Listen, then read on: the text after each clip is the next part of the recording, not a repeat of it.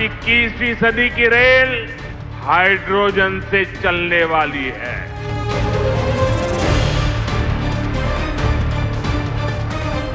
नमस्कार, मैं हूं आपके साथ हेमंत कुमार और आज बात देश की पहली हाइड्रोजन ट्रेन की, क्योंकि प्रधानमंत्री नरेंद्र मोदी ने शुक्रवार को देश की पहली हाइड्रोजन ट्रेन को हरी झंडी दिखा करके रवाना किया है।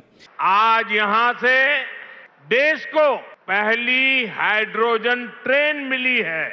ये ट्रेन जींद से सोनीपत के बीच चलेगी और साथ ही हाइड्रोजन फ्यूल से चलने वाली इस ट्रेन को शुरू करने वाला जो भारत है वो पूरी दुनिया का 5वां देश बन गया है। इससे पहले अगर हम देखें तो जर्मनी, फ्रांस, स्वीडन और चीन में ही हाइड्रोजन ट्रेनें चल रही हैं।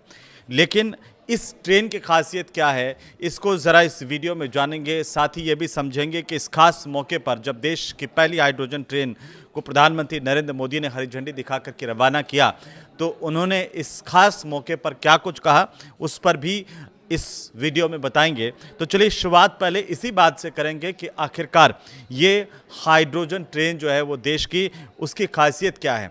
क्योंकि एक बार फ्यूल भरने के बाद में ये जो ट्रेन है वो 356 किलोमीटर तक चलेगी। साथ ही साथ अगर इसकी डिज़ाइन को लेकर के स्पीड अगर हम देखें तो 110 किलोमीटर प्रति घंटे की मैक्सिमम इसकी स्पीड है हाइड्रोजन ट्रेन की।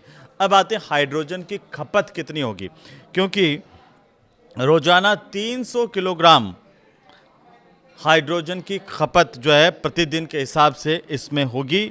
और यात्री क्षमता की अगर इस ट्रेन की हम बात करें तो 682 सीटें इसमें लगाई गई हैं। अपने आप में ये खास है, इसकी डिज़ाइन खास है और कुल मिलाकर के 2600 यात्री इस ट्रेन में यात्रा कर पाएंगे। तो देश की पहली हाइड्रोजन ट्रेन के ऑपरेटिंग सिस्टम की अगर हम बात करें, स्पीड की बात करें, ऑपरेटिंग स्पीड की बात करें तो 75 किलोमीटर प्रति घंटे की रफ्तार जो है मैक्सिमम इसकी है। हाइड्रोजन स्टोरेज की बात कर लीजिए तो 440 किलोग्राम हाइड्रोजन ये स्टोरेज करके रखेगी। इसमें कुल मिलाकर के 10 कोच है, जिनमें से 8 पैसेंजर कोच हैं और 2 पावर कार हैं। इस तरह से अगर हम प्रत्येक पावर कार की बात करें तो 1200 किलोवाट का प्रत्येक पावर कार, और एक बार जब फ्यूल भर जाएगा तब मैंने बताया कि 356 किलोमीटर तक का सफ़र ये ट्रेन बिना रुके कर सकेगी धुएं की जगह पर। अब देखिए बहुत खास बात यह है कि इस ट्रेन से आप सोच रहे होंगे कि क्या सिर्फ धुआं निकलेगा। धुआं नहीं निकलेगा, धुएं की जगह पर सिर्फ भाप निकलेगी। तो पर्यावरण के लिहाज से ये बहुत ही मुफीद है, पॉल्यूशन नहीं होगा, ये बहुत बड़ी बात है। और अगर इस ट्रेन की खासियत को देखते हैं तो भारत की ये पहली हाइड्रोजन ट्रेन है जो आज से शुरू हो गई है। लेकिन अब इसके आगे आखिरकार क्या अलग अलग जगहों पर भी इस तरह की ट्रेन चलेगी तो उस पर भी बात करेंगे। लेकिन पहले प्रधानमंत्री नरेंद्र मोदी ने क्या कहा। प्रधानमंत्री नरेंद्र मोदी ने कहा कि जींद सोनीपत के बीच चलने वाली ये जो ट्रेन है वो दुनिया की सबसे ताकतवर हाइड्रोजन ट्रेन है। यानी कि पूरी दुनिया में इससे ज़्यादा ताकतवर हाइड्रोजन ट्रेन नहीं चलती है। जैसे मैंने बताया कि जो बाकी 4 देश जिनका जिक्र हमने किया वहाँ पर हाइड्रोजन ट्रेन चलती है, लेकिन इससे ज़्यादा पावरफुल ट्रेन नहीं है। इस ट्रेन को भारत के इंजीनियर्स ने डिज़ाइन किया है और भारत की कंपनी ने ही इसे बनाया है। 10 कोच की जो ट्रेन है वो जींद सोनीपत रूट पर 14 स्टेशनों के बीच में अधिकतम 75 किलोमीटर प्रति घंटे की रफ्तार से चलने वाली है। इसका किराया होगा 5 से लेकर के 25 रुपये तक के बीच में, बहुत सस्ता। 5 रुपये से लेकर के 25 रुपये तक के बीच में महज किराया है। ये ट्रेन 89 किलोमीटर का जो सफ़र है वो करीब 2 घंटे के भीतर पूरा करेगी। अब आप जान लीजिए कि हाइड्रोजन आखिरकार कैसे बनता है। तो H2O यानी कि पानी हाइड्रोजन और ऑक्सीजन से मिलकर के बनता है, और जब पानी को बिजली के ज़रिए हम एक खास प्रोसेस के ज़रिए 2 हिस्सों में बांट देते हैं जिसमें हाइड्रोजन और ऑक्सीजन अलग अलग कर देते हैं, तो इस तरह से ये हाइड्रोजन बनता है। लेकिन अब एक और महत्वपूर्ण सवाल आपके दिमाग में आ रहा होगा कि हाइड्रोजन ट्रेन आखिरकार कैसे चलती है। क्योंकि इस ट्रेन का इतना जिक्र हो रहा है तो ये भी जान लीजिए कि ये कैसे काम करती है। हाइड्रोजन ट्रेन को आप ऐसे समझ सकते हैं जैसे ट्रेन के अंदर ही एक छोटा सा बिजली घर लगा दिया हो। इसमें हाइड्रोजन गैस से बिजली बनाई जाती है और उसी बिजली से ये जो ट्रेन है वो चलती है। ये धुआं नहीं छोड़ती, ये सिर्फ भाप छोड़ेगी।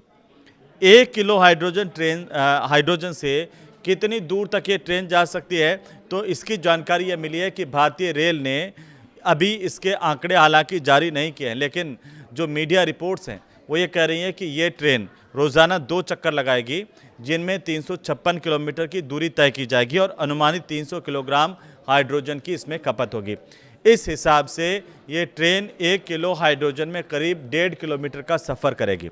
इस हाइड्रोजन ट्रेन के ज़रिए जींद सोनीपत रूट पर इसे सबसे पहले क्यों चुना गया, ये सवाल भी सबके मन में आ सकता है। इसकी 2 वजह है। पहली वजह यह है कि इस रूट पर ट्रैफिक कम है, रोज़ाना 8 ट्रेनें इस रूट पर चलती हैं, और दूसरी जो बड़ी वजह है वो यही है कि दिल्ली के पास में है, दिल्ली के नज़दीक है। जींद और दिल्ली की जो दूरी है वो 145 किलोमीटर के करीब है। रेलवे निगरानी के लिए तकनीकी मुहैया करना और पायलट ट्रायल करना इससे आसान हुआ है। ये नॉन इलेक्ट्रीफाइड वाला ब्रॉडगेज मार्ग है और इसीलिए इस मार्ग को चुना गया। ये 2 वजह खास हैं जो मैंने आपको बताई, लेकिन क्या भारत के अन्य रूटों पर भी इस तरह की ट्रेन चलेंगी, ये सवाल भी अब पूरे देश के मन में आ रहा है। तो हाँ, सरकार की तरफ से हाइड्रोजन फॉर हेरिटेज योजना चलाई जा रही है और इसके तहत देश के अलग अलग ऐतिहासिक जो हेरिटेज और पहाड़ी रूट है उन पर इस तरह की 5 हाइड्रोजन ट्रेनें चलाने की योजना अभी शुरुआती तौर पर है। माना यह जा रहा है कि जिन रूट्स पर बिजली की लाइन खींचना काफ़ी मुश्किल होता है, वहाँ पर ये इस तरह की हाइड्रोजन ट्रेन कामयाब होगी। और जो दिल्ली जींद वाला रूट है वो अभी बिजली लाइन से जुड़ा हुआ नहीं है, इसलिए इस पर सबसे पहले जो ट्रायल के तौर पर भी देखा जा रहा है। तो ये जो ट्रेनें अलग अलग जगहों पर भी चलेगी, लेकिन ये जब ट्रेन चलाई जा रही है हाइड्रोजन ट्रेन, ये भारत के लिए बहुत खास है और इसकी जो जिम्मेदारी है चलाने की वो जींद मुख्यालय में तैनात है लोको पायलट राजेश कुमार, उनको दी गई है। उन्हें भारत की पहली हाइड्रोजन ट्रेन के संचालन की जिम्मेदारी मिली है। अब राजेश कुमार ने मीडिया से बातचीत करते हुए जानकारी इस ट्रेन के बारे में दी कि हाइड्रोजन ट्रेन पूरी तरह से एक नई तकनीक पर आधारित है। इसमें पारंपरिक ट्रेनों की तुलना में अगर हम देखें तो ज़्यादा पावर है, ज़्यादा कैपेसिटी है। ये पूरी तरह से साउंड प्रूफ है, यानी कि अगर आप इसके अंदर बैठ गए तो बाहर क्या हो रहा है, किस तरह की आवाज़ आ रही है, वो आपको बिल्कुल सुनाई नहीं देने वाला। क्योंकि जब हम ट्रेन में सफ़र करते हैं तो गड़ गड़ गड़ गड़ गड़ गड़ आप सुनते होंगे कि कई बार अगर आप जनरल डिब्बे में बैठ जाएं तो कितनी सारी साउंड आती है बाहर की। ये ट्रेन पूरी तरह से साउंड प्रूफ है। बाहर क्या हो रहा है, बाहर की कितनी आवाज़ है वो इसके अंदर नहीं आएगी। पर्यावरण में किसी प्रकार का प्रदूषण नहीं होगा, ये सबसे खास बात है इस ट्रेन की। इसका पिकअप अगर देखें तो बहुत ज़्यादा बेहतर है, ये राजेश कुमार ने जानकारी दी। उन्होंने कहा कि पिकअप बेहतर होने से ट्रेन का संचालन ज़्यादा सुगम और प्रभावी भी होता है। अब राजेश कुमार ने यह भी बताया है कि लोको पायलट का चूंकि यात्रियों से सीधे संवाद भी नहीं होता, यदि किसी यात्री को सहायता की ज़रूरत होती है तो लोको पायलट ट्रेन मैनेजर से संपर्क करता है। इसके बाद train manager public address system के जरिए यात्रियों तक सूचना पहुँचाता है और आवश्यक सहायता उपलब्ध करवाई जाती है। उन्होंने ये भी जानकारी दी है कि इस ट्रेन में हाइड्रोजन फ्यूल सेल लगाया गया है। फ्यूल सेल में करीब 8.5 बार के दबाव से हाइड्रोजन गैस भेजी जाती है, जबकि दूसरी तरफ से ऑक्सीजन प्रवेश करती है और दोनों के बीच होने वाली जो रासायनिक प्रक्रिया है उससे बिजली बनती है, जल वाष्प यानी कि भाप बनती है और पानी जो है वो भी पैदा होता है। अब भाप ऊपर उड़ा दी जाएगी, पानी को वापस से इसमें काम में ले लिया जाएगा, क्योंकि बिजली ट्रेन को चलाने का जो बिजली निकलेगी वो इस ट्रेन को चलाने का काम करेगी और जल वाष्प जो भाप है वो वातावरण में ऊपर निकल जाएगी। जैसे ट्रेनों में आप ऊपर देखते हैं धुआं निकलता था, इसमें सिर्फ भाप निकलेगी और जो पानी है इसका बचा हुआ वो नीचे निकल जाता है। यही वजह है कि हाइड्रोजन ट्रेन को पर्यावरण के बिल्कुल अनुकूल माना जाता है। शून्य उत्सर्जन है इसका, ज़ीरो एमिशन है और ये इस तरह की तकनीक वाली ट्रेन मानी जा रही है। अब प्रधानमंत्री नरेंद्र मोदी ने इसकी कुछ खासियतें बताई हैं, कुछ बातें उन्होंने कही हैं, उन पर भी गौर फरमाते हैं, क्योंकि पीएम मोदी ने elevated railway track, 2 medical college समेत 8 प्रोजेक्ट्स का भी उद्घाटन यहाँ पर किया, शिलान्यास किया है। वहीं पीएम मोदी के संबोधन की अहम बातें आप जान लीजिए, क्योंकि रेलवे में उन्होंने कहा कि बड़ा ये बदलाव है, एक तरह से डीजल पर जो निर्भरता है वो कम हुई है। प्रधानमंत्री ने कहा कि 1925 से 2014 तक करीब 90 सालों में देश के रेल नेटवर्क का केवल 30% बिजलीकरण हुआ था, जबकि 70% हिस्सा डीजल पर निर्भर था। पिछले 12 सालों की अगर आप बात करेंगे तो करीब 99% रेल नेटवर्क का बिजलीकरण हो चुका है। पिछले 12 सालों में 99% रेल नेटवर्क जो है उसका बिजलीकरण हो चुका है, क्योंकि अब उस पर जो ट्रेनें चल रही हैं वो लाइट से चलने वाली, बिजली से चलने वाली ट्रेनें हैं। यदि हॉर्मुज स्ट्रेट में युद्ध जैसी स्थिति, प्रधानमंत्री ने कहा कि 2014 से पहले अगर बनती तो डीजल आपूर्ति प्रभावित होने से रेलवे भी संकट में आ सकता था, लेकिन अब इस तरह के हालात नहीं हैं। अब ज़्यादातर ट्रेनें बिजली से चलती हैं भारत में, और अब इसके अलावा नई टेक्नोलॉजी को भी देखा जा रहा है। दरअसल उन्होंने कहा कि खेलों में हरियाणा के युवाओं पर भरोसा है। प्रधानमंत्री ने यह भी कहा कि भारत 2030 में कॉमनवेल्थ गेम्स की मेज़बानी करेगा, 2036 और ओलंपिक की मेज़बानी के लिए भी प्रयास कर रहा है और सरकार खिलाड़ियों को सारी सुविधाएं दे रही है। उन्होंने ये भी कहा कि भारत न्यूजीलैंड और ऑस्ट्रेलिया के साथ स्पोर्ट्स इंडस्ट्री और खिलाड़ियों के ट्रेनिंग के क्षेत्र में मिलकर के काम करेगा। इसका लाभ हरियाणा के युवाओं को भी मिलेगा। प्रधानमंत्री ने कहा कि यदि हॉर्मुज स्ट्रेट में अगर युद्ध जैसी स्थिति बनती है तो इसका असर भारत पर भी पड़ता है, क्योंकि इसी समुद्री मार्ग से देश में पेट्रोल, डीजल, खाद समेत कई ज़रूरी वस्तुओं की आपूर्ति होती है। लेकिन 2000 पहले अगर इस तरह की स्थिति पैदा होती तो देश का जो रेल नेटवर्क है वो गंभीर संकट में आ जाता, क्योंकि उस वक्त रेल का एक बड़ा हिस्सा डीजल इंजन पर निर्भर करता था। लेकिन आज ऐसा नहीं है। प्रधानमंत्री ने कहा कि अब वक्त बदल गया, अब स्थितियाँ बदल गई हैं।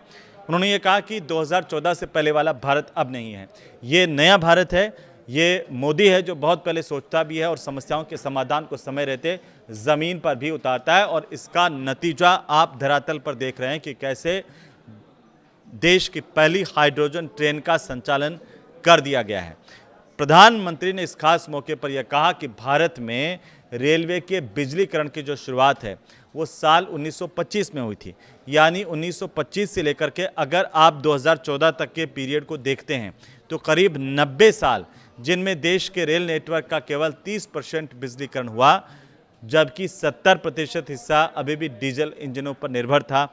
लेकिन उसी रफ्तार से उन्होंने कहा कि अगर जैसे पहले काम चलता था उसी रफ्तार से अगर काम चलता तो पूरे रेल नेटवर्क का 100% बिजलीकरण होने में करीब 200 साल और लग जाते। लेकिन पिछले 12 सालों में स्थिति बदल गई। अब देश के करीब 99% रेल नेटवर्क का जो बिजलीकरण है वो पूरा हो गया है, और इससे रेलवे की डीजल पर निर्भरता काफ़ी कम हो गई है।